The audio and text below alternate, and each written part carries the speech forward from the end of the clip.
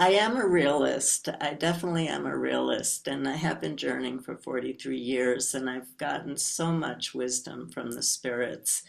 And so fear is not something that I really hold because just because of how much wisdom and different perspectives that the spirits can give me.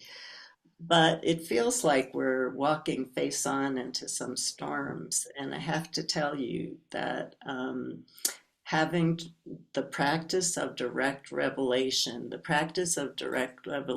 means that there's nothing between you and the spirits. There's nobody else who can tell you what is true for you. There's nobody else who can give you the guidance that you need. There's nobody else who can give you the healings that you need. So really connect with your spirits because they're going to help you walk through these coming times.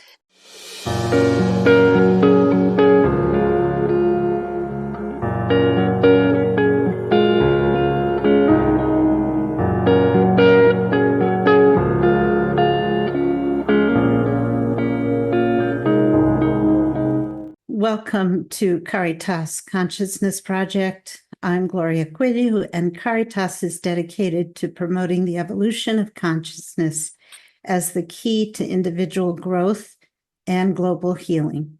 We draw from a wide assortment of both ancient wisdom and leading-edge studies in science and consciousness and spirituality and healing and philosophy. And in addition to our online presentations with guest speakers, we offer classes and study groups also online. We have a YouTube channel with over 100 video recordings, probably close to 150 at this point. And it is called Caritas Consciousness Project. You can also access our videos on our website, which is caritascenter.org. As a nonprofit, we rely on the support of our members and donors to keep Caritas going. So if you would like to support our program, you can make a donation or you can become a member on our website. And now let me introduce our guest speaker tonight, Sandra Ingerman is an award-winning author of 13 books, including Soul Retrieval, Mending the Fragmented Self, which I read years ago and loved, Medicine for the Earth, How to Heal Personal and Environmental Toxins, and Walking in Light, The Everyday Empowerment of Shamanic Life. And I just read this one, Shamanic Journeying. It's a beginner's guide to refresh me for this presentation. She is the presenter of 9 audio programs produced by Sounds True, and she is the creator of the Transmutation App. Sandra is a world-renowned teacher of shamanism and has been teaching for more than 30 years. She's taught workshops internationally on shamanic journeying, healing, and reversing environmental pollution using spiritual methods. Sandra is recognized for bridging ancient cross-cultural healing methods into our modern culture, addressing the needs of our times. Sandra is devoted to teaching people how we can work together as a global community to bring about positive change for the planet. She's passionate about helping people to reconnect with nature. Since the 1980s, thousands of people have healed from past and present traumas through the classic cross-cultural shamanic healing method that Sandra teaches, called Soul Retrieval. She's a licensed marriage and family therapist and professional mental health counselor. She's also a board-certified expert on traumatic stress. She was awarded the 2007 Peace Award from the Global Foundation for Integrative Medicine. Sandra was chosen as one of the top 10 spiritual leaders of 2013 by Spirituality and Health magazine. And her website is sandraingerman.com, shamanicteachers.com, and shamanstv.com. No, yes. Mhm. Welcome, Sandra, and thank you so much for being here this evening with us. Thank you for making the time. Yeah, Gloria, it's been fun getting to know you, and I want to welcome everybody. And I need to start sending people shorter bios so that we can Oh, no, I think it's a good bio. It's got so much wonderful stuff in it. they can take over the entire class. So I I was actually talking to Gloria because I signed up to do this webinar and knew nothing about the Caritas Consciousness Project. So what I was trying to get to was, am I teaching people who are 6 years old? Is this a preschool? Um, is this I had all these imaginations of I was teaching high school students, I was teaching preschool students because I do teach preschool students shamanism. And so Wow. it wasn't until tonight that I found out what Gloria's work is about, and it's absolutely stunning and beautiful. So I'm very excited to be here.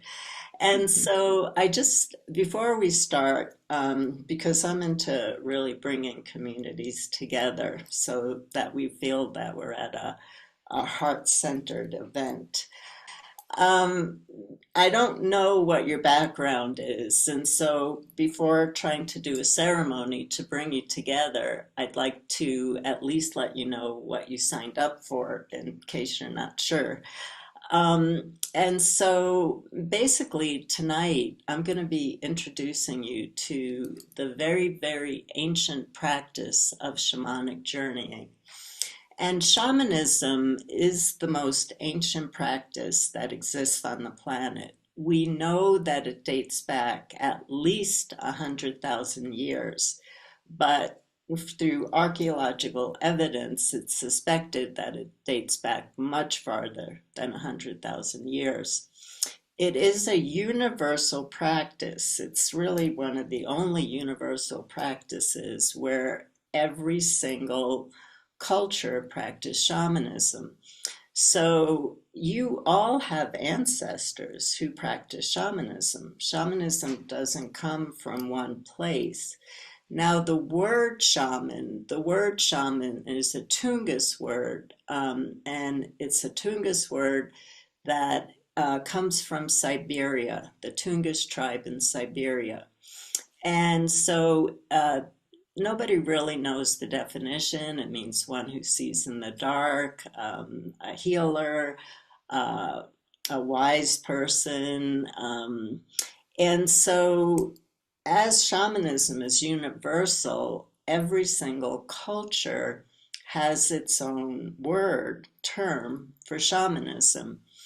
My roots are more from the Siberian part of the world, and so that's been my only interest in studying shamanism. I have not studied any of South American shamanism.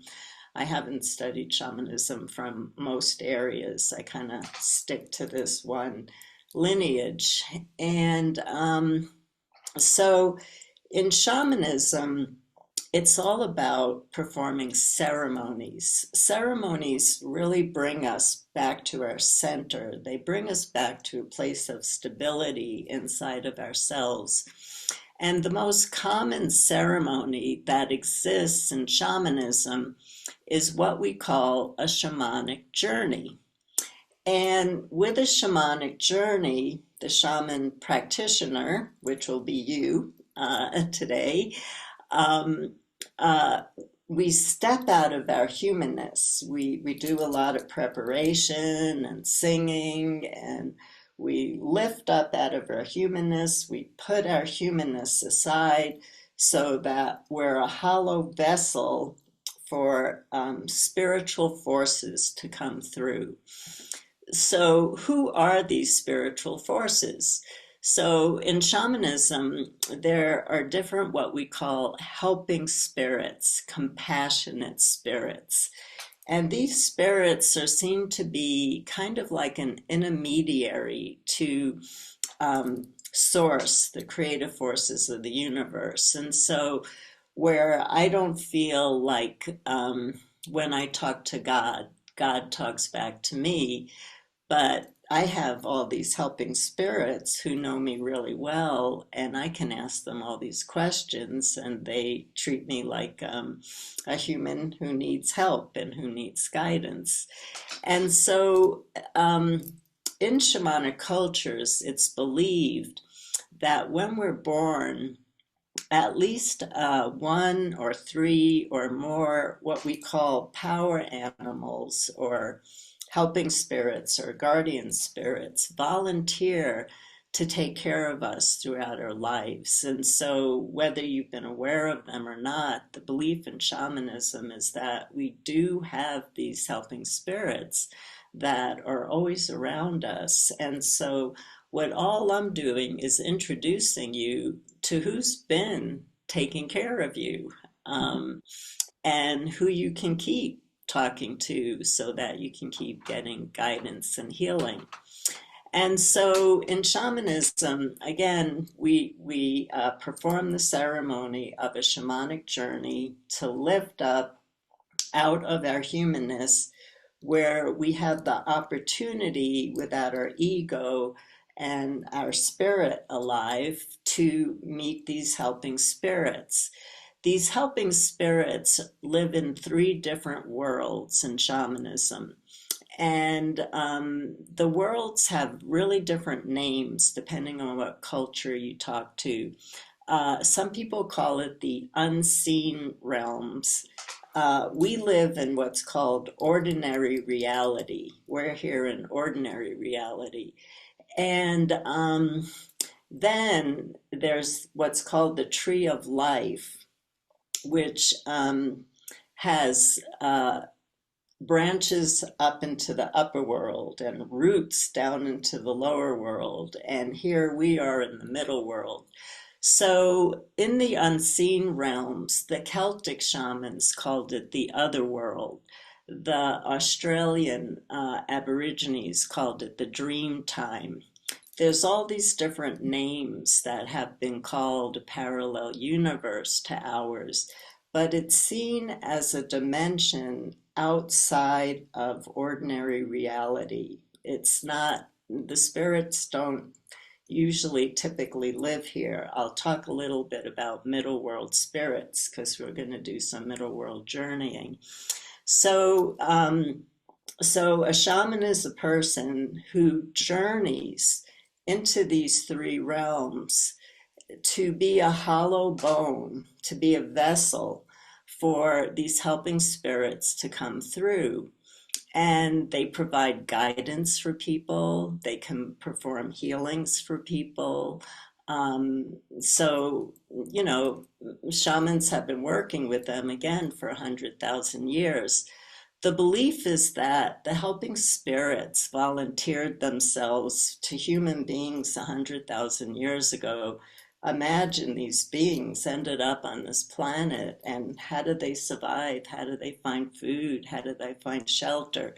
So the belief is that I'm in a different territory than many of you with your fans. I have a hoodie on and sweaters on, and I do have to take one off.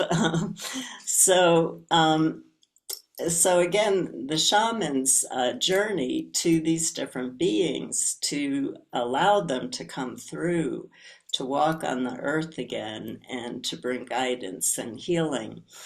And so there's the lower world where you climb down roots, and there are what we call power animals and nature beings, but there are also teachers in human form, which I'll talk about a little bit later. And then in the middle world is non-ordinary reality to here. And so the middle world gives us an opportunity to talk to the plants and the trees and the birds and the animals and the insects and all the nature beings that we really, really love and we'd love to learn from, who live here in the world with us. The middle world is a place where we have the opportunity by going into an altered state of consciousness to be able to learn the language of the plants and learn the language of the trees and learn the language of our favorite nature beings. And so that's the middle world. And then there's the upper world. And there are power animals and nature beings in the upper world. But it is seen that in the upper world, we see more ascended masters. And people meet Jesus and Mary and the Buddha and Lao Tzu, ancestors in shamanic cultures. That's where people journey to meet their ancestors, is in the upper world. And so teachers in human form are another type of spirit, compassionate spirit, that shamans work with. So they work with guardian spirits, compassionate spirits, helping spirits in the form of animals. My power animal, although I call him a power animal, I've been working with him for 43 years. He's not an animal, he's a little nature being. I don't talk about his identity. He's asked me not to. And you'll find that with your spirits. Like my teacher is the Egyptian goddess Isis, and she's very public because she helps me with my writing, my teachings, and my work.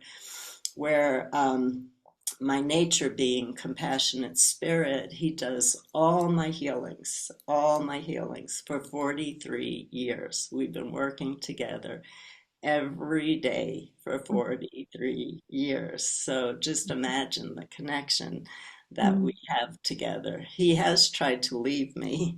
He has told me that he's taught me everything he can, but I burst into such tears at the thought of that. He's told me that I have too many abandonment issues, and so he'll stay with me. So he brings in other spirits when he needs some other spirits to work with me too.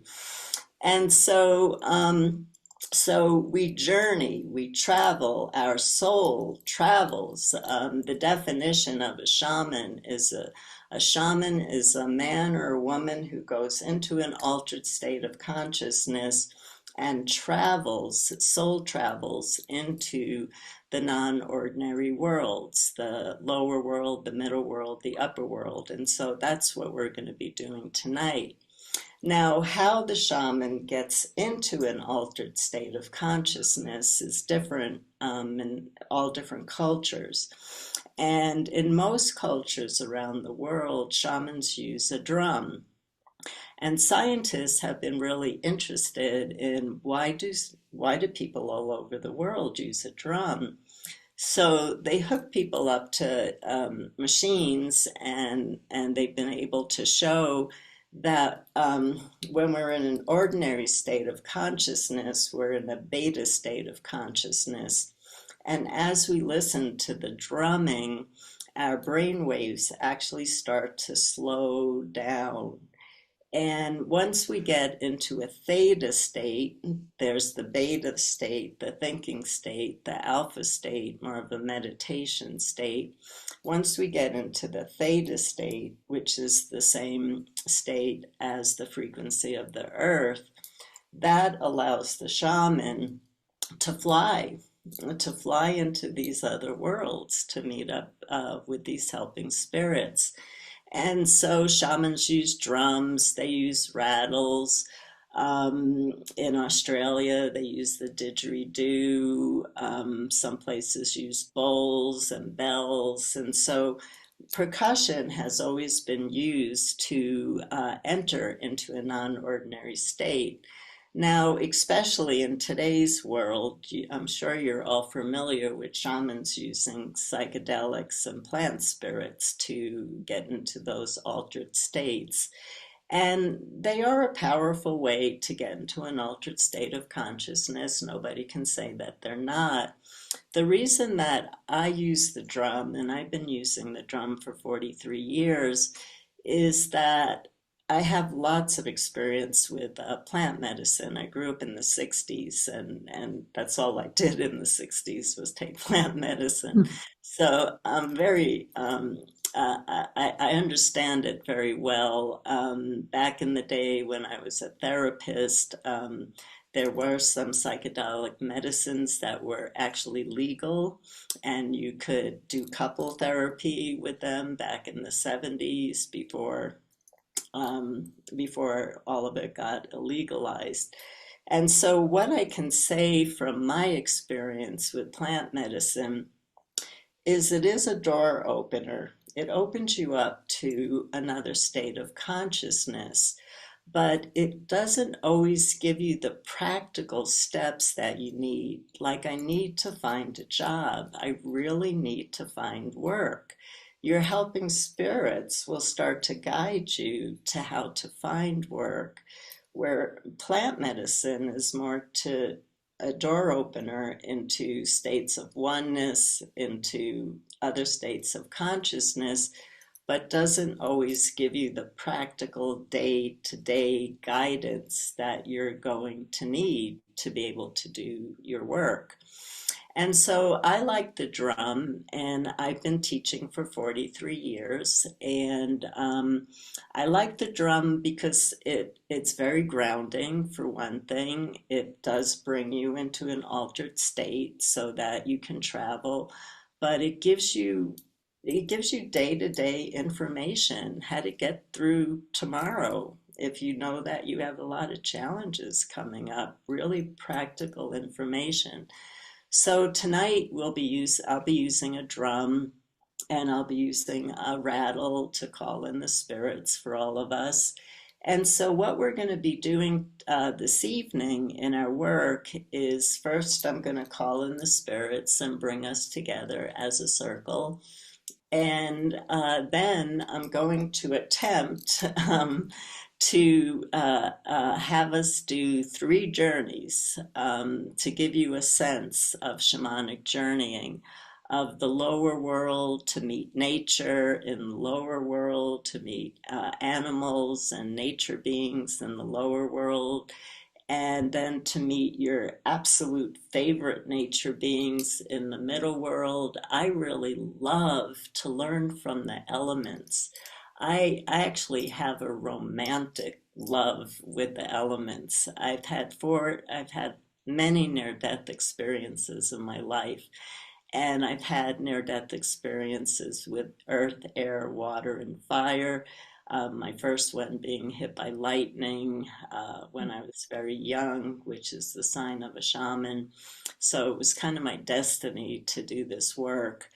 And so I really love the elements, and I really feel that right now with climate change, the elements are being seen as our enemies.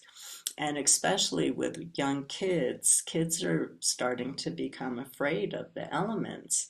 But the elements give us life. There is no life without water. There is no life without air. There is no life without the sun. And there is no life without the earth. So the elements are giving us life. And if we're raising our children and we're starting to become fearful of the elements ourselves, we're saying we're rejecting the beings that are giving us life. And so I like to have people journey to the elements so they can get a different perspective on what's going on. I've had a lot of people be able to heal from their houses being burned down by talking to fire in the middle world.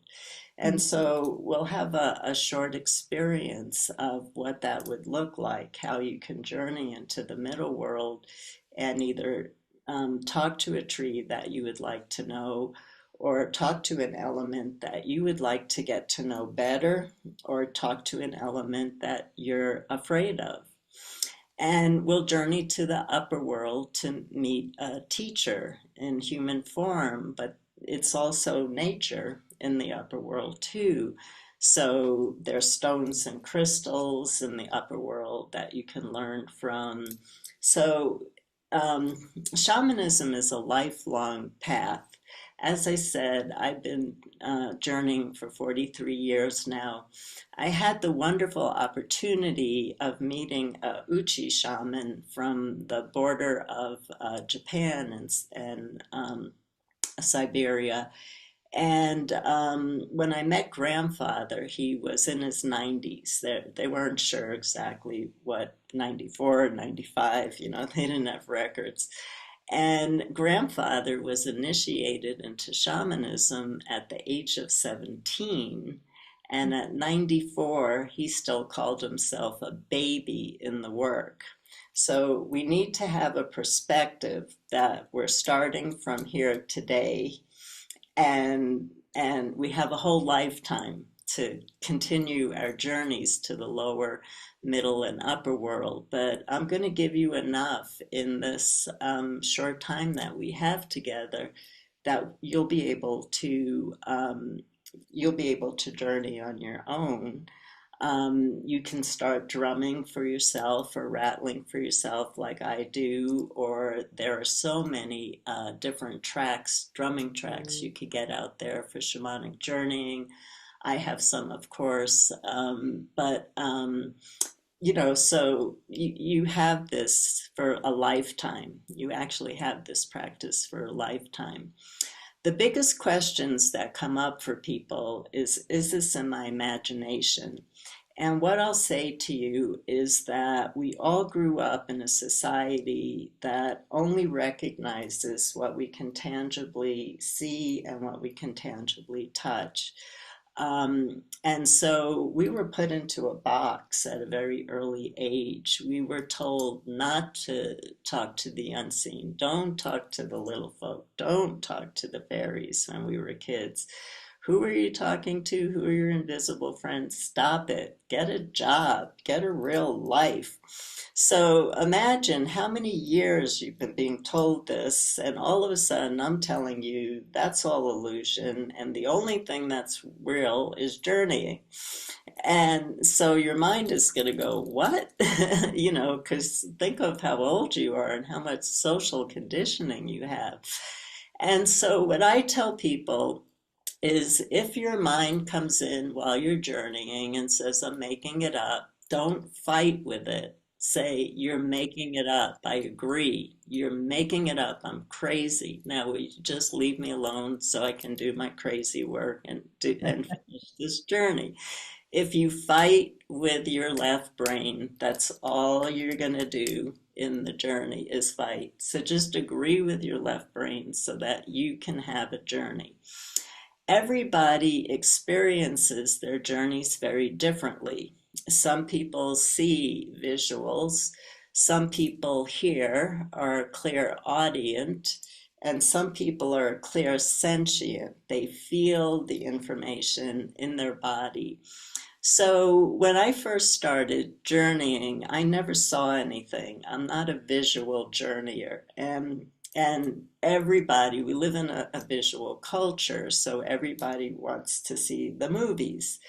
And most of us don't get the movies, so you have to find out what your psychic sense is that works best for you and let go of the attachment to seeing the movie.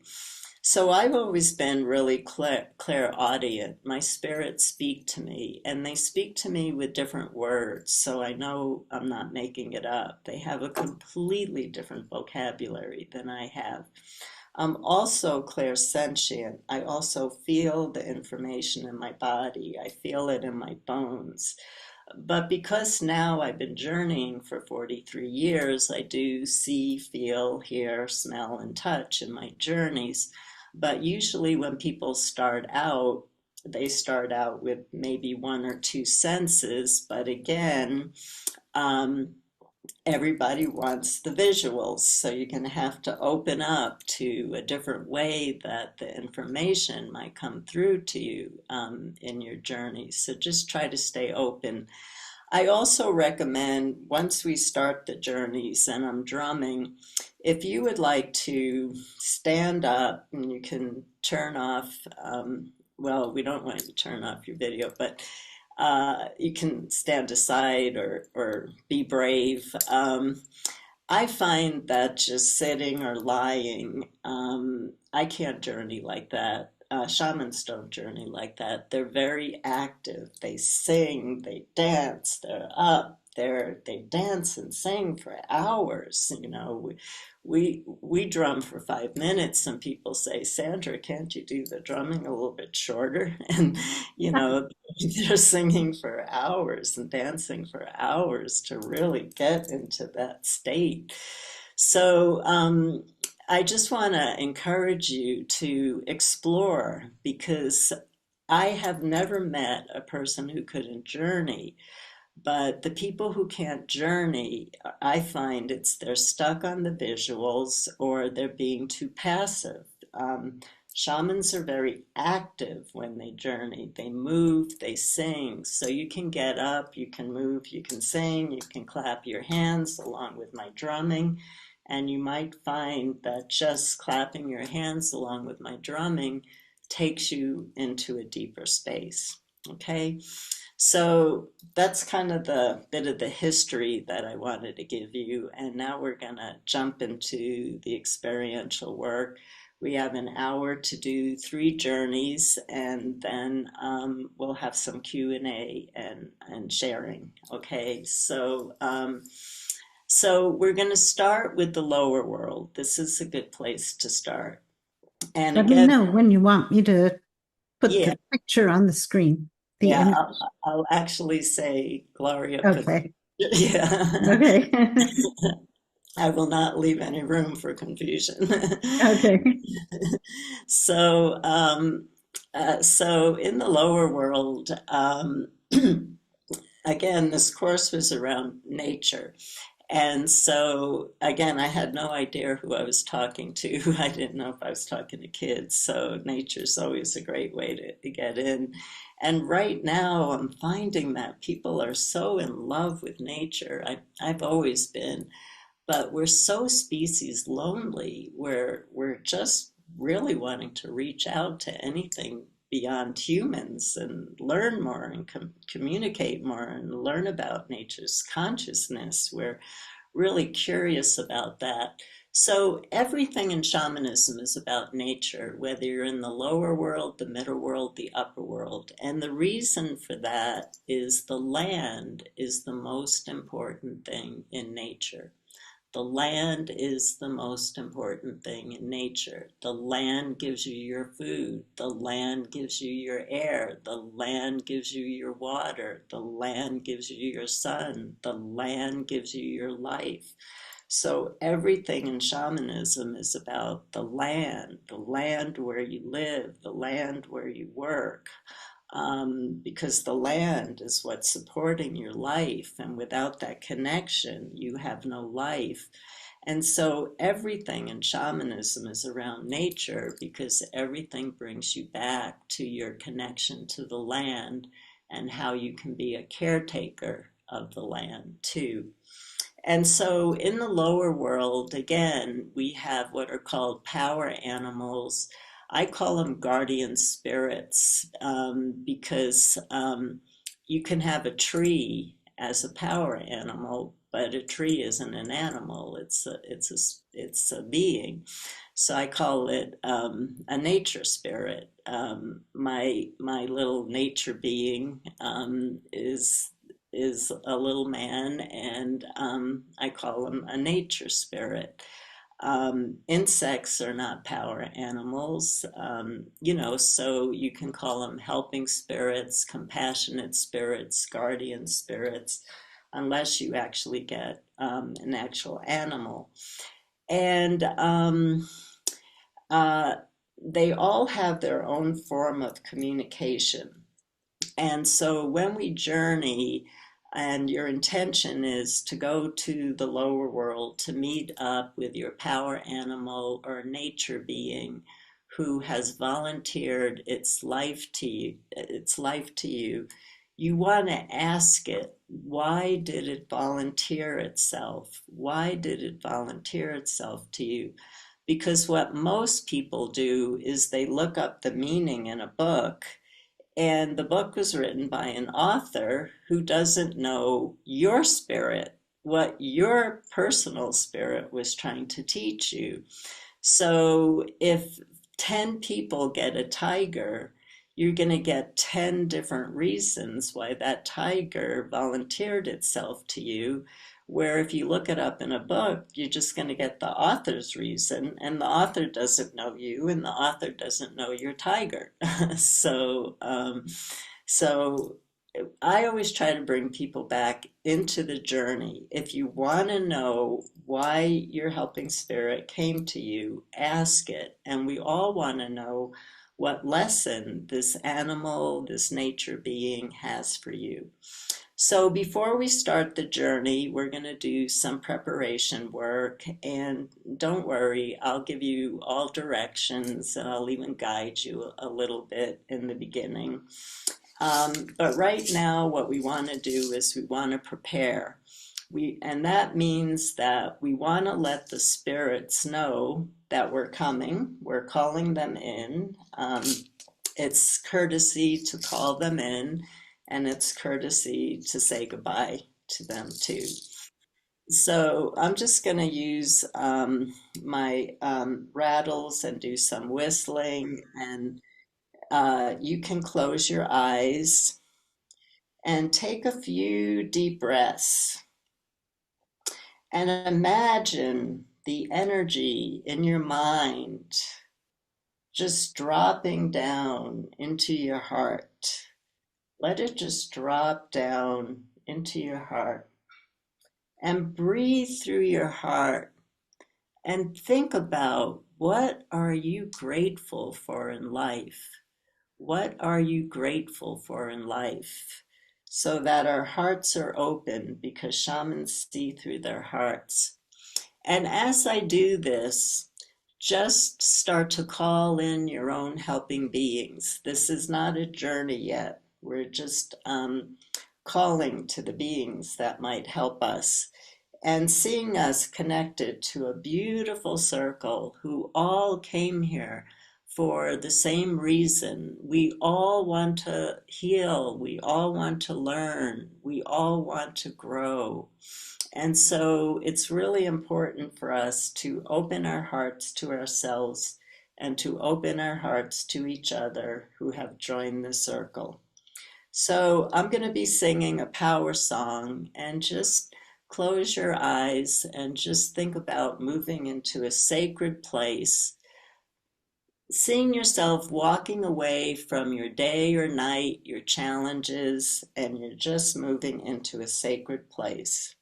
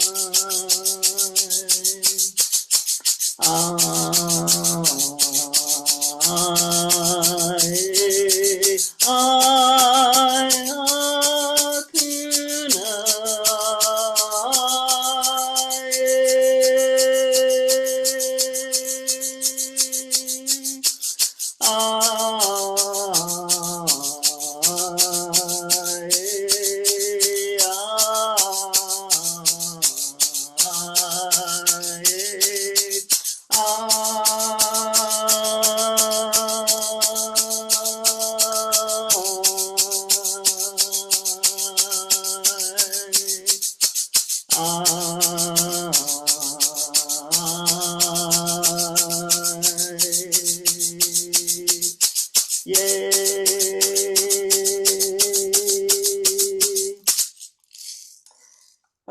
so I'm going to describe how we're going to journey to the lower world. And so we're going to start by imagining some kind of opening into the earth, an opening that hopefully you've seen at some point in your life. It might be a hole in the ground or climbing down tree trunks, or it might be jumping into a volcano, or it might be jumping into a water, a stream, a lake, an ocean, a waterfall. We want to find some way that we have actually seen before that will take us down, down. And when you find that opening, what you'll start to notice is that there's a light. And just follow that light. It might be a tunnel, or it might just be a light. And as you're traveling down the lower world, put out a telepathic message, meaning hold your intention that you wish to meet your power animal or guardian spirit, your helping spirit, compassionate spirit, who wants to help you right now. The journey will be 10 minutes. And when the time is done, so you can talk to your helping spirit for all that time, ask all the questions you want, or just be with it, just sit with it, get to know its energy. When it's time to come back, you'll hear a return beat.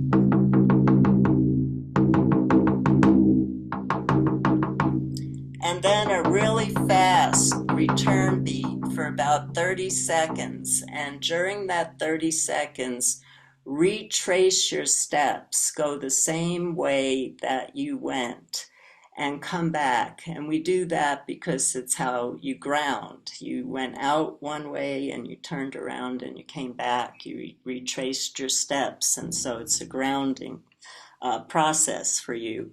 So Gloria's going to put up the picture, and this way you won't be distracted by me, and you can get into your own experience and do your work. So again, we're looking for a hole into the lower world, anything that takes us down, and you want to start putting out a telepathic message that you're looking for your helping spirit in the lower world. Ask it, meet it, ask it all the information it has to share with you. Why did it come into your life? And you can stay in the journey until I bring you back. So here we go.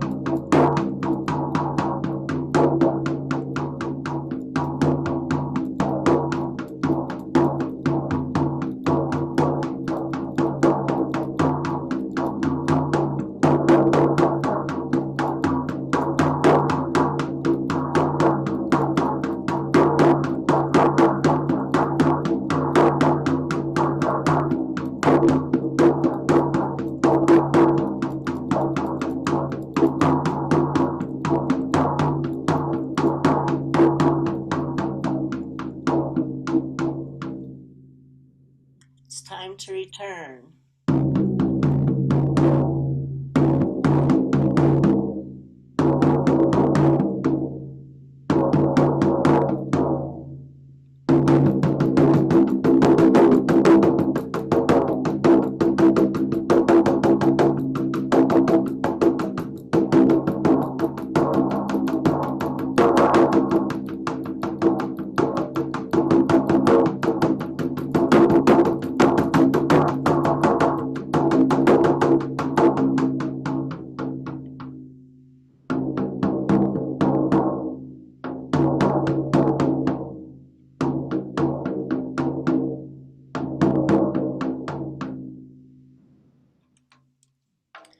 So Gloria can take the picture down now. And I can give you just a couple of minutes to take really important notes, but we have two more journeys to do. So just write down something that you don't want to forget, and then we'll move on. Okay, so I hope that we're going to have a Q&A in a little bit over half an hour. So you'll be able to ask some questions and share a little bit. But we do need to move on. What I do want to say is that everybody journeys differently. I already talked about how people journey with different senses and how frustrated people get when they're not seeing the pictures that they want to see. Um, but also, some people are really fast journeyers. Like I'm a really fast journeyer. 3 minutes is about as much as I journey. And that will give me an hour of writing to do. Some people really need 30 minutes, 40 minutes, an hour for journeying. And one is not better than the other. It's not that one person has more power than you do. We just all journey differently. Everybody has a very unique journey practice, and you have to find what works for you, not works for somebody else. So, what happened is when we started bringing shamanic journeying into a modern day world, you didn't see this in shamanic cultures. You didn't see 50, 100 people showing up at workshops to learn shamanic journeying. There was one shaman in the community. And so that shaman had their own rhythm in their drum. They had their rhythm. They knew what their rhythm was. But here we are with 40 people. And so if I have to pick one beat for 40 people. So when shamanism got brought into a modern day culture, what happened was it became a monotonous beat with the explanation that it's the monotonous beat that slows down your brain waves and moves you into a theta state. And that is true. I've had my brain hooked up to machines and it does work. But it is important to know that in shamanic cultures, every single shaman had their own rhythm. And so all shamans had their own rhythms. They journeyed for different time lengths, depending on how long they needed to journey to their spirits. You have to understand that this is real for shamans. And so, like shamans in Siberia, they actually build retirement homes and real retirement homes in the lower world. It's you're actually going into another world where you can operate just like we do here. And so shamans do that. They go into the lower world and they build houses for themselves. So you can only imagine how different people's practices are. And the point that I was trying to make is this was a little bit under a 10-minute journey. For some of you, you were probably going, oh my God, when is Sandra going to stop the drumming? And for some of you, it was like, wait a second, I just found my hole. So just realize that it's different for everybody, and you might need to find a 30-minute journey track, which there are a million of.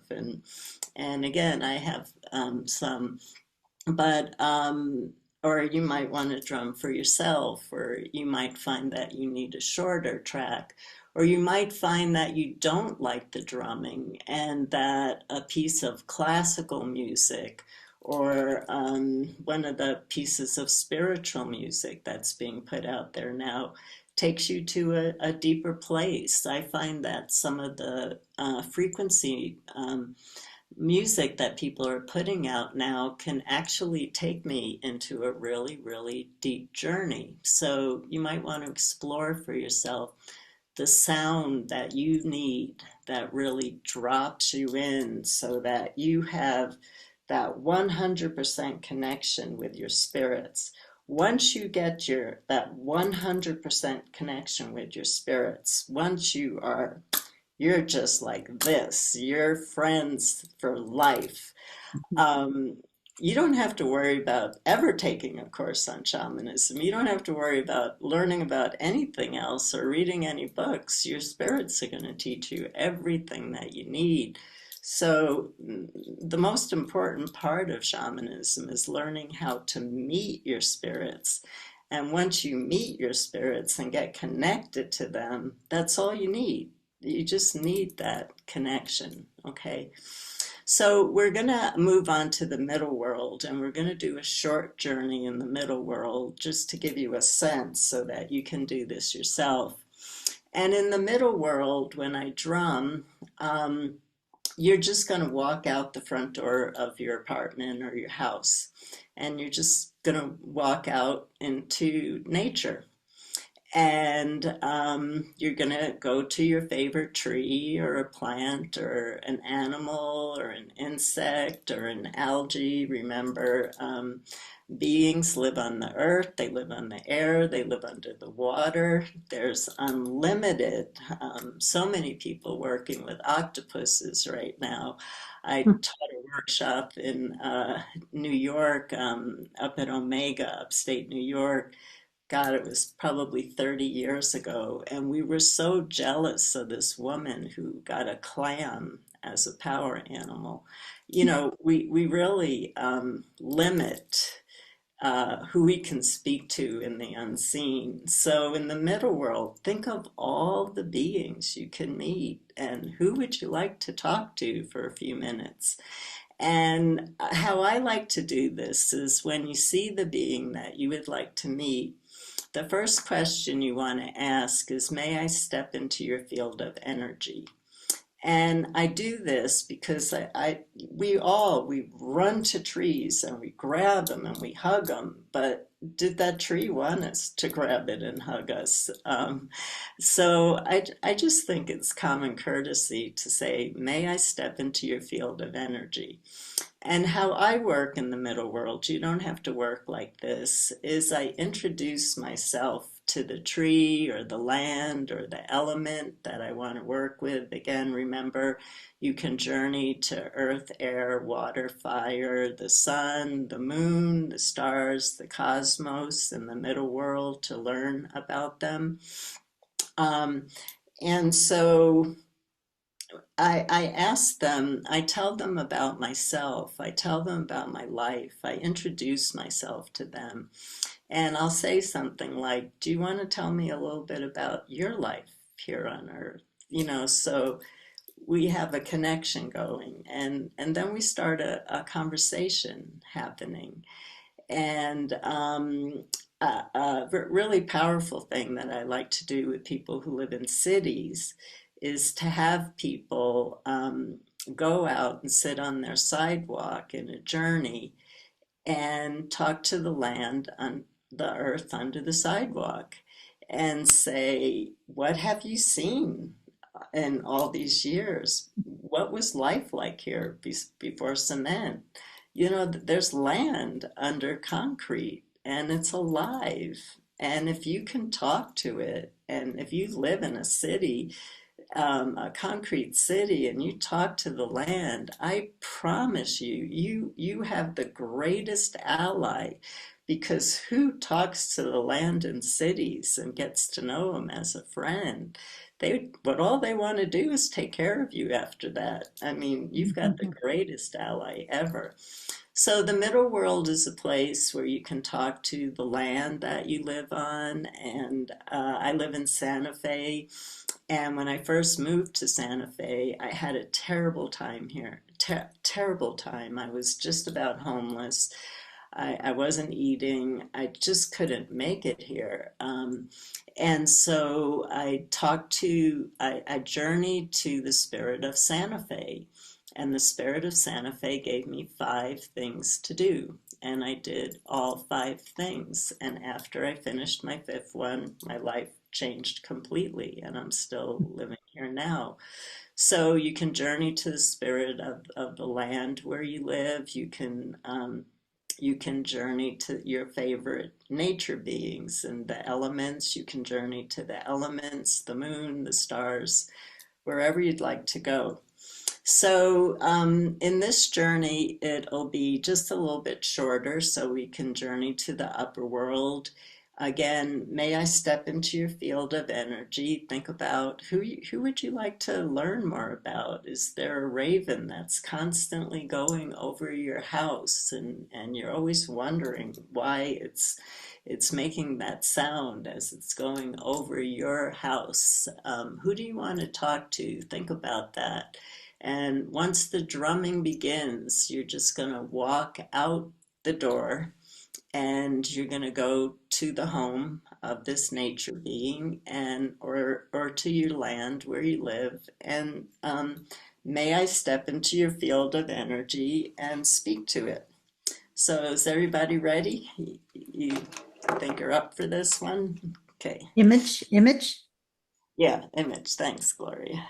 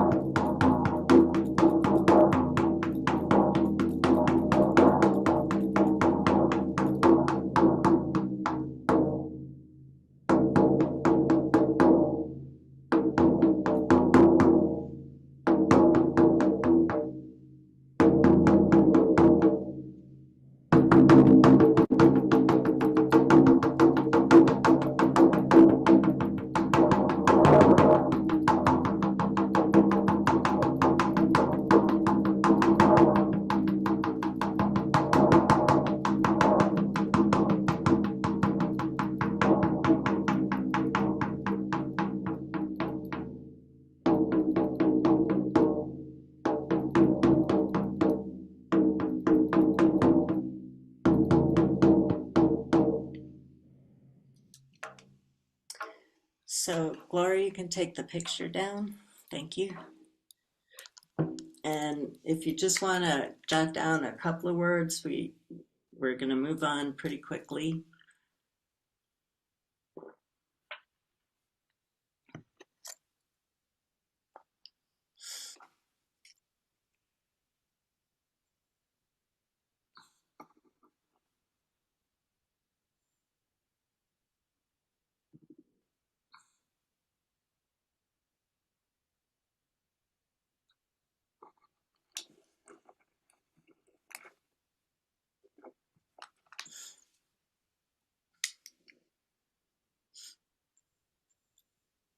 So, I wanted to say a couple of things about the middle world and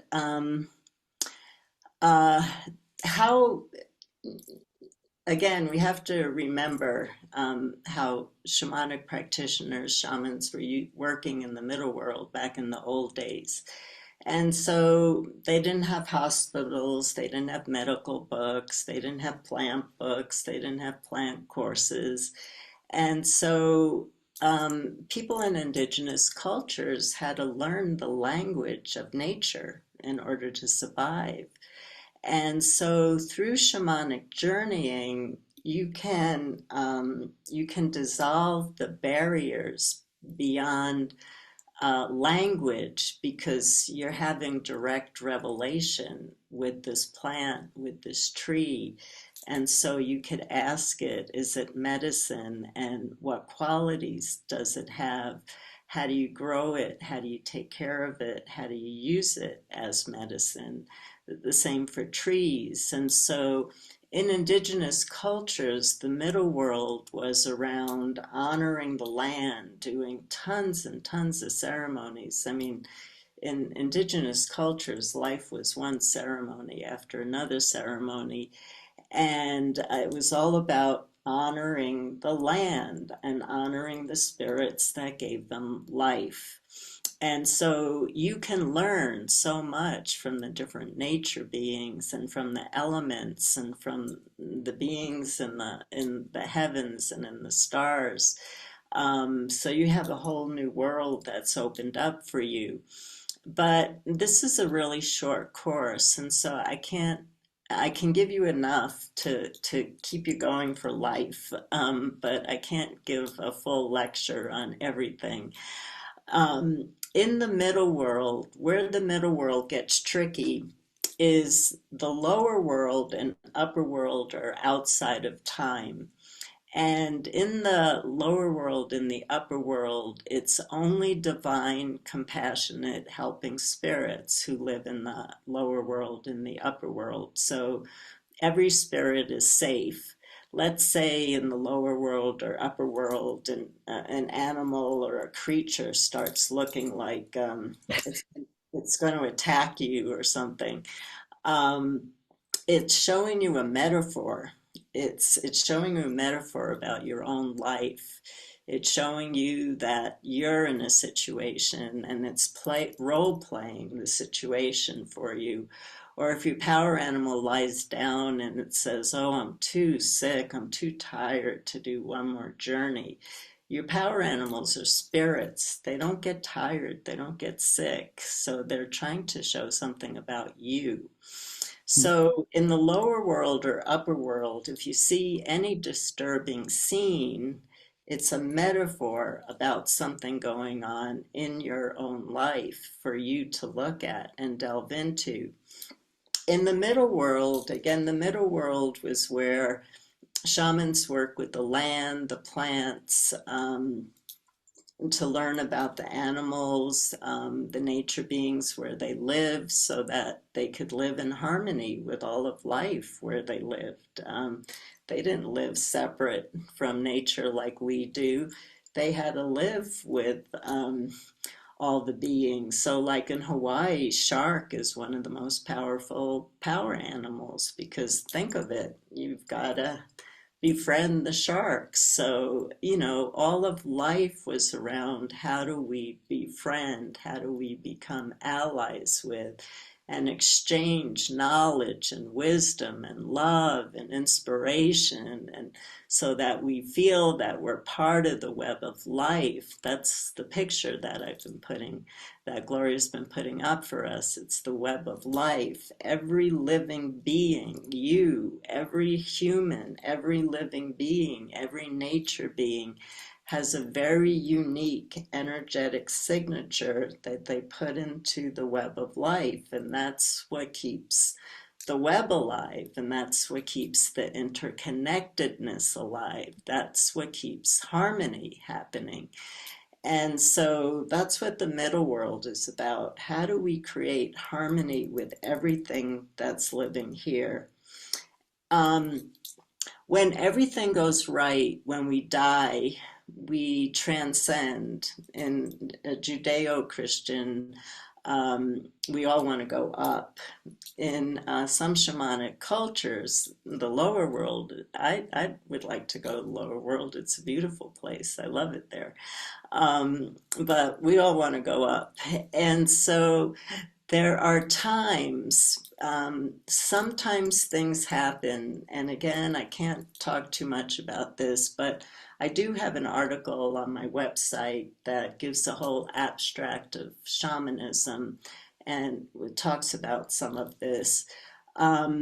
Sometimes souls get stuck when they die and they don't cross over. So they're not helping spirits. They're not evil. They just are like ghosts, poltergeists.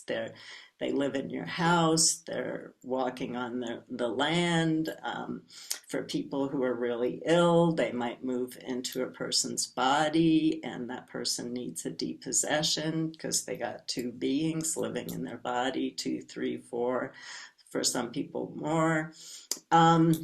So those are what are called stuck spirits, and it's the role of the shaman. One of the healing roles of the shaman is to help spirits have a beautiful, graceful passage into the transcendent realms. And so that's called psychopomp work. And it's a Greek word for meaning the leader of souls. Hermes was the great psychopomp. And so that's a whole different branch of shamanism, and that's middle world work again of helping souls cross over into the transcendent realities if they got stuck here for some particular reason. So we're not doing that work tonight, okay? And you're not doing that work after this class. And so you're working with the land, with the nature beings, with the elements, with the moon, the cosmos. That's what you're ready for in middle world work. So not looking for teachers in the middle world. Now, your power animals or helping spirits, compassionate spirits, or your teachers, like we're gonna meet next, can come into the middle world to help you, so they can travel. So let's say I'm getting ready to drive on the freeway and I'm a little bit nervous about it. I just call my helping spirit to me, not so I'm journeying while I'm on the freeway, just calling my helping spirit to me, knowing I have that protection.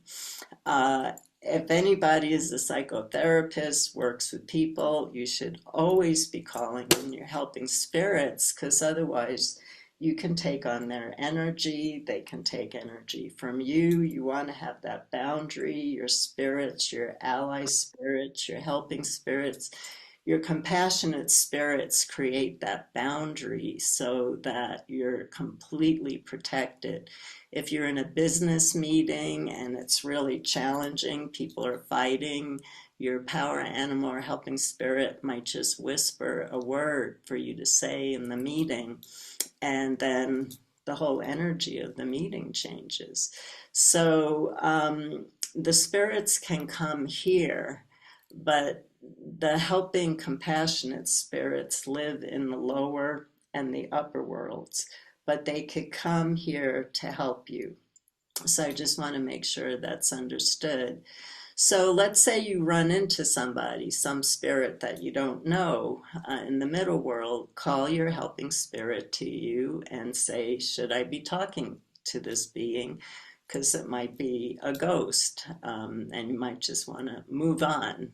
In shamanism, you just move on. It's like taking a walk in nature, and I want to visit this tree, and I walk up to this tree. I don't want to see that dog, so I move away from that dog. Journeying is the same. You talk to the beings that you want to talk to, and you don't talk to the beings who you don't want to talk to. So now we're going to move on to the upper world, and this is our last journey. And then I imagine there's a few questions out there, and we'll let you ask some. So the upper world, as I said, is the lower world and upper world are unseen. They're the divine worlds, and divine spirits live there. Power animals, nature beings, guardian spirits, teachers in human form live in the upper world, and they also can live in the lower world. You can't tell the spirits where they live. So we're just going to see a new territory and meet a different spirit than you've met. As I said, teachers in human form were typically religious figures, ancestors, mystics. I named them before. And so I'll tell you how to get up, but it's the same thing as you're going up. You're asking to meet your teacher in human form who will either answer a question or perform a healing for you. So you have two choices, just pick one. For questions, what you're going to learn, if you like this practice and you continue, what you're going to learn is if you can get your question right, you get the best answers. So a lot of this practice is about how do I talk to my spirits the best. So I'll give you an example of my helping spirit in the lower world. My very second journey when I went to meet him, he was dressed up. The spirits like to make us laugh, so they're all about humor. He was dressed up in a maitre d' uniform, tuxedo, and he had a rose in his hand, and he escorted me to a table with a little white tablecloth, and it also had a rose sitting up, and he hands me a menu. And when I open up the menu, it's the appropriate questions to ask him. These are the appropriate, he said, you keep asking me the wrong questions. These are examples of appropriate questions. And so, yes, no questions don't go really well in this culture, because we ask, should I move to Arizona? And the spirits say yes. And you go, well, I didn't like Arizona. And they said, but what did you learn there? And you said, well, I learned a lot about how people don't get along. And so the spirits say, well, that's a great lesson. I mean, we're trying to learn. It was a learning experience for you. But if you would have asked, what would I have learned if I moved to Arizona? You would have gotten, well, you're going to meet a lot of people you don't like who are separate from each other, who are fighting. And you go, well, I don't like that. And they go, well, don't move to Arizona. But if you just say yes, the spirits see everything as a learning experience. Should I marry this person? Yes, and you get betrayed. Well, you had a learning experience. So you ask, what will I learn if I marry this person? What will I learn if I move to Arizona? So who, what, where, how, questions are really good questions to ask in a journey. Show me questions are a really good question to ask in a journey. Show me where I can find work. Show me how to find a perfect relationship. Show me how I could work out this issue in my life. How can I do this? Where should I go? What should I be looking for? So you're asking questions where you get more information than just an affirmative or a negative, okay? So so you can ask your teacher a question in this journey, or you can ask your teacher for a healing in this journey. And you could ask for something specific going on for you right now, or you can just ask for a general healing. So let me talk a little bit about how we get to the upper world and what the upper world is like. To get to the upper world, you start from a place on earth that you know. And once we put the picture up in the drumming, and we're not there yet, you look around for a way to get up. Classic traditional ways to get up to the upper world was jumping off the branches of a tree, getting a bird to take you up, climbing over a rainbow or tornado, a windstorm. Some people use a hot air balloon. Any way that you can find to get up, you can ask the helping spirit that you met to escort you to the upper world. And so as you're going up, if you're seeing planets and stars, you're still in the middle world. How you know that you've entered the upper world is there'll be a transition or a membrane that you have to pop through. Remember Jack and the Beanstalk? He went up a tree, he goes up through this layer of clouds, and he ends up in a completely other world. Remember Dorothy, the Wizard of Oz? Where do you think these stories came from? They're all shamanic stories. And so we find a way to get up into the upper world. We get to the first layer and we pop through the transition. It could be a cloud layer, it could be fog, it could be a thin membrane. We pop through and we ask, is anybody my teacher? And you want to find somebody who gives you a yes, because there are a lot of beings up there and you might have bumped into somebody accidentally. So ask, are you my teacher? And once you get an affirmative, ask your question or ask for a healing. If nobody shows up, keep going up. Keep going up different cloud layers. Keep going up until you find somebody who says that they're your teacher. So the lower world is real tangible. You could really stick your fingers in it. You really feel it. The upper world is a little bit more ethereal. You know you're standing on something, but you're not sure what you're standing on. And so you do the journey, you meet your teacher, you ask a question, or you ask for a healing, and then you return from the journey the same way. So after this, you'll have an introduction to the three worlds, and we'll talk about that after the journey of why you would go to one world over another, and then we'll open up for questions for the rest of the session. So I think that we're ready for this journey. I know I'm rushing you a little bit. Is everybody okay? Ready for this next journey? Okay. So again, we're going to start from our house.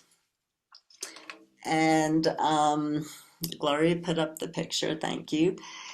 And you're going to go out your door and you're going to find yourself in a beautiful place in nature, and look around you. Go to your favorite place in nature and look around you for a way that you can get up, a tree to climb up, a rainbow or tornado, an animal, a helping spirit that brings you up. Go all the way up through the transition. Keep going up different levels to a teacher says that they are your teacher. and then pose your question or ask for a healing. So here we go.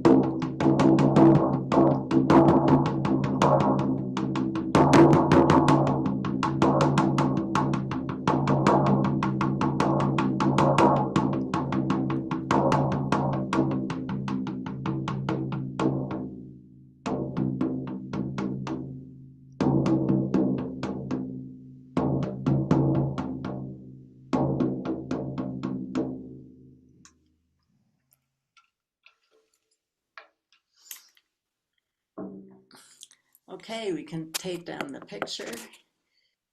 Welcome back, everybody. I hope that you had a really good journey.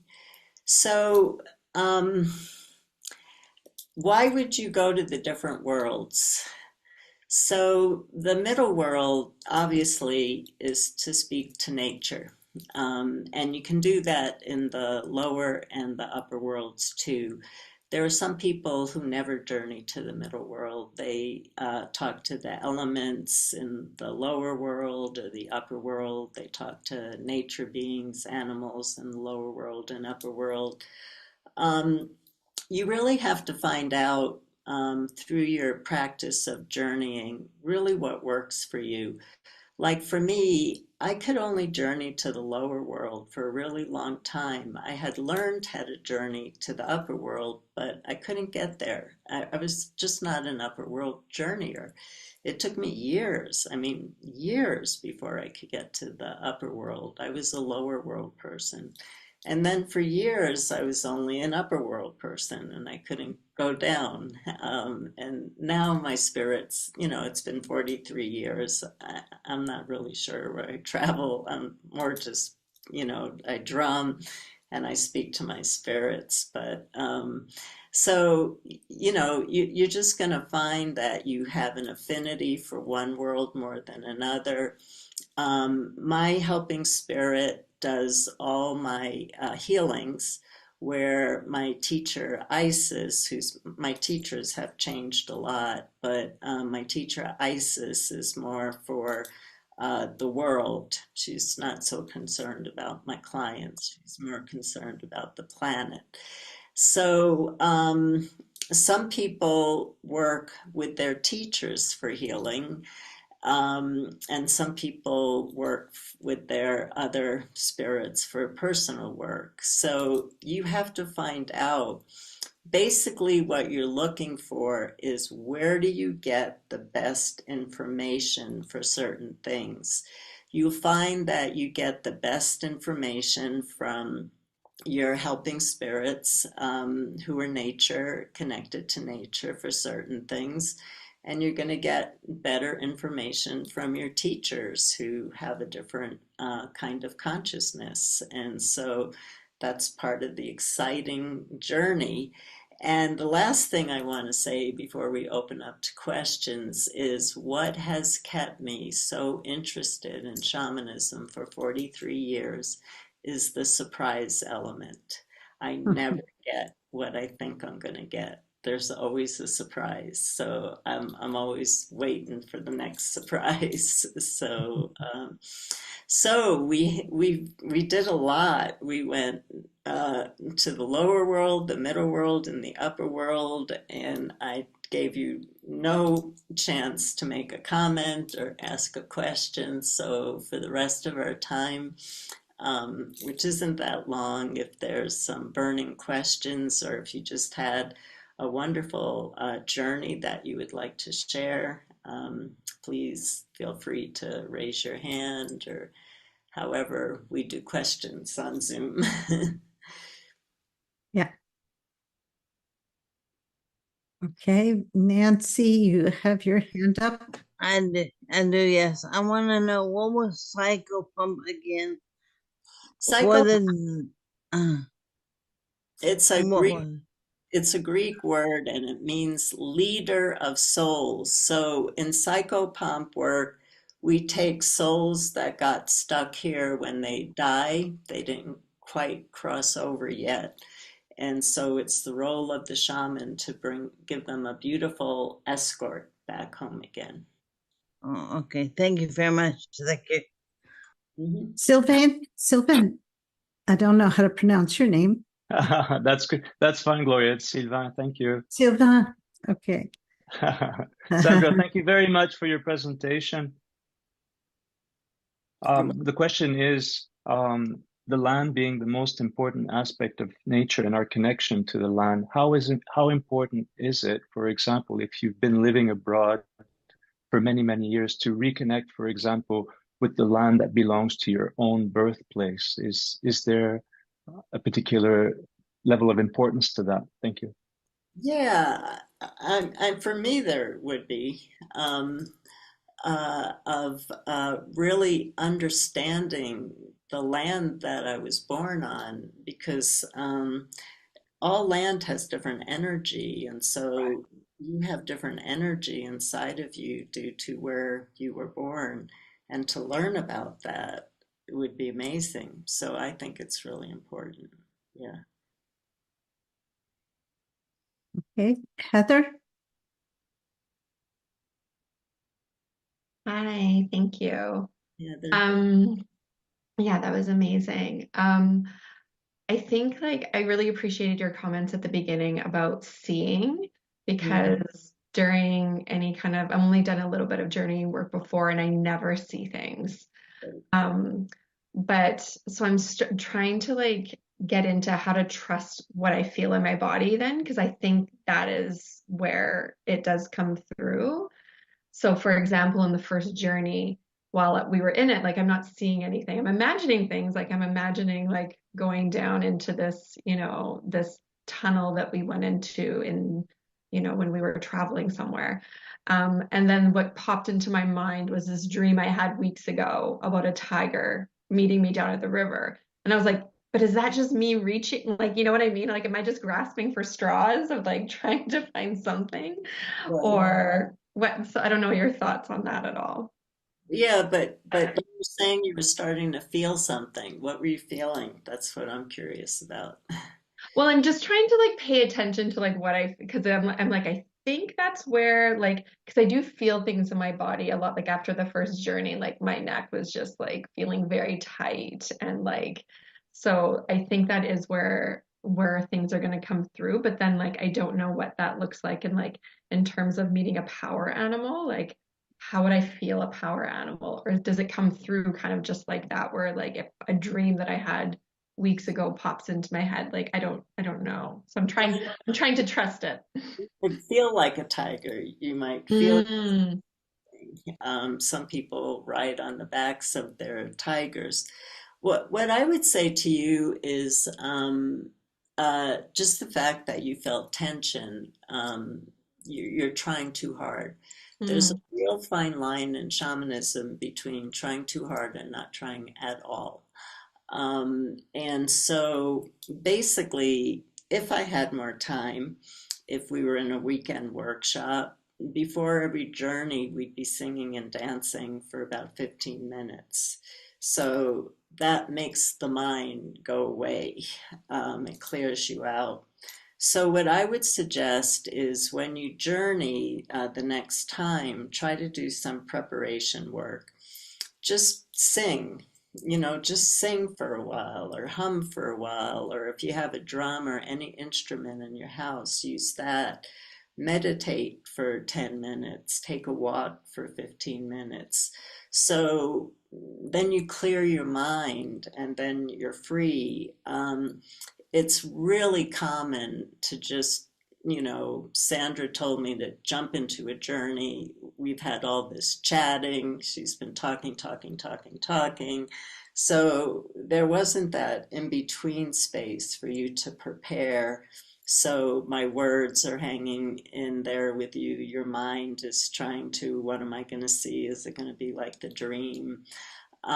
So when you journey, really take some time to prepare. Try to get out of your mind, dance, sing, drum, rattle, play a song, take a walk, anything to clear your mind a bit, and you'll have a different experience. mm. Thank you. Thank you so much. And I appreciated your chatting. I loved your Yeah, I know. It's just, I was trying to get in three I journeys. know. And Mhm. most people really have to get their mind out of the way to be able to do that. So now you have it all, and now you got Mm, the course, you know how to journey to the three worlds. And so take your time and prepare, find the music that really works for you. Do you need to be more active when you're journeying? Do you need to sing and dance and drum? Do you need to lie down, be still? Do you need darkness? Do you need another kind of music? So, these are just things to think about. Okay, we have Jay. Okay. Jay, could you turn on a light so that we can see your face? Thank you. Thank you. Okay, go ahead. Hi, can you hear me? Yes. Okay. I just want to say thank you, like everyone else did as well, Sandra. I really appreciate your time and your energy to do all of this for us. I just had a quick question about the drumming or using a rattle or pretty much anything. As you're journeying, especially as someone new, do you lose that rhythm? Like I'm nervous I'm going to get too into the journey and then lose the rhythm of whatever is keeping me in the journey. Is that ever a problem, or do I need to be concerned with that? No. If you're drumming or rattling for yourself, your body just takes over and is going to give you. I've actually never ever heard of that, so I think that you're really safe with that. I do journey to tracks sometimes, but my deepest journeys are drumming for myself or rattling for myself. They just are. And it doesn't, I'm so busy journeying, my body's just doing what it's doing. So if you miss a beat, if you drop your drumstick, you just pick it back up again. Okay, great. Thank you. I appreciate it. Anyone else? Carol. Mhm. I just want to also say thank you. That we're all feeling gratitude for what you've given us, Sandra, tonight. And I've been doing a lot of gardening, home sitting for my daughter. And I had such a sense the other day when I was doing a lot of weeding and pruning. And I had such a sense that the plants understood what I was doing, and kind of everything, just the harmony of the way things ended up, and even pulling the weeds. I felt like they were giving themselves over to me. It was just, and I blessed that. It was just it's just funny. It struck me because I felt that I was, even though I was harming them in a way. I mean, I just felt they understood what I was doing and they were helping me accomplish the work. Right, exactly. Can you imagine if everybody in the world was doing that? Can you imagine how life would be so different if we knew that we trusted the plants for helping us in our gardens and helping us plant the right foods for survival and the Yeah. best things to support the land? And yeah, no, they were talking. And when you said that beautiful question of may I enter your space, may I come into your energy field? I mean, I think I'm feeling that more and more about everything. Right, asking permission. Yeah. Yeah. Thank you so much. Yeah, and I just again I want to encourage people. That was really beautiful. Thank you. And I love that you had that experience because you really had that experience. I'm here to tell you that, Carol. I also want to remind people how old the elements are. The Earth is 4.6 billion years old.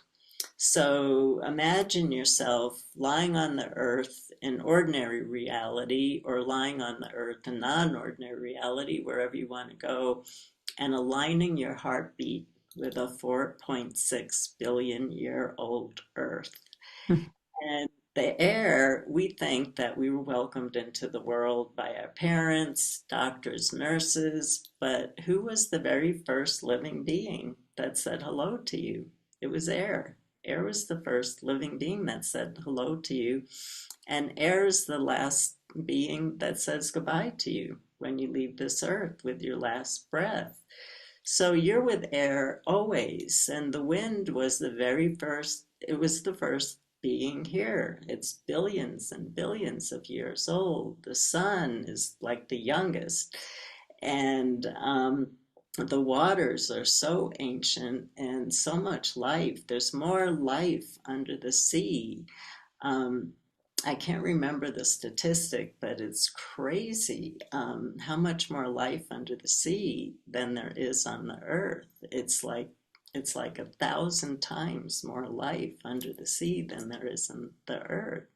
So think about the sea, and it's billions and billions of years old, and these elements.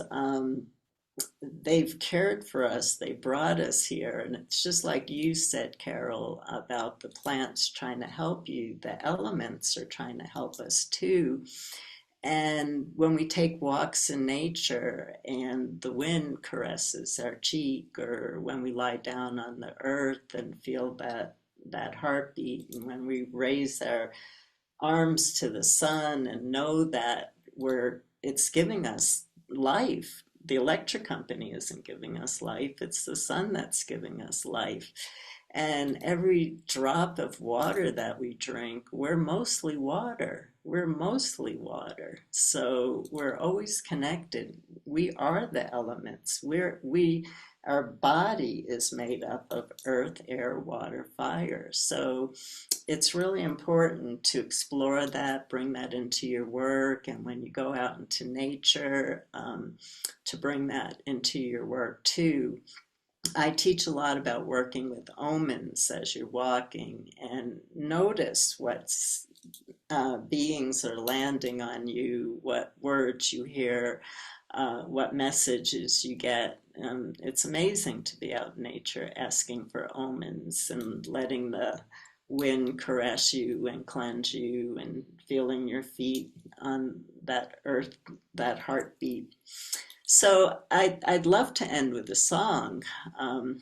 It might give us some energy, and some of you might be wanting to go to sleep, but I think you'll like the song. So it's in honor of the earth. And so while we sing this song, I invite you to really connect with the heartbeat of the 4.6 billion year old earth and feel it in your body. So I'll sing the song and join in when you have it. Mother, I feel you under my feet. Mother, I feel your heartbeat. Mother, I feel you under my feet. Mother, I feel your heartbeat. Hey, hey, hey, hey, hey, hey, oh. Hey, hey, hey, hey, hey, yo. Hey, hey, hey, hey, hey, hey, yo. Hey, hey, hey, hey, hey, yo. Mother, I feel you under my feet. Mother, I feel your heartbeat. Mother, I feel you under my feet.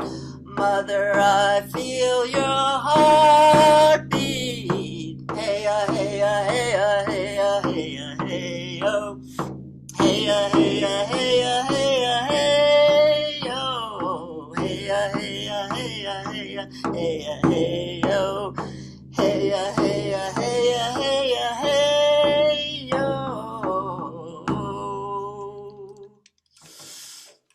So I just want to bless all of you with my little fairy bells. There are lots of gratitude chats. If you have access to them, Sandra, you can take a look at them from Sylvain and from Kirsten and a couple of others. Do you want me to read them, or would you rather just read them yourself? Okay.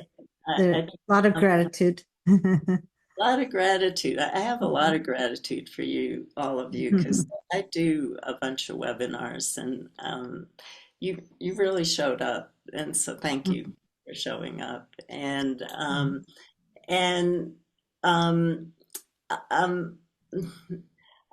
I am a realist. I definitely am a realist, and I have been journeying for 43 years, and I've gotten so much wisdom from the spirits. And so fear is not something that I really hold because just because of how much wisdom and different perspectives that the spirits can give me. But it feels like we're walking face on into some storms. And I have to tell you that having the practice of direct revelation, the practice of direct revelation means that there's nothing between you and the spirits. There's nobody else who can tell you what is true for you.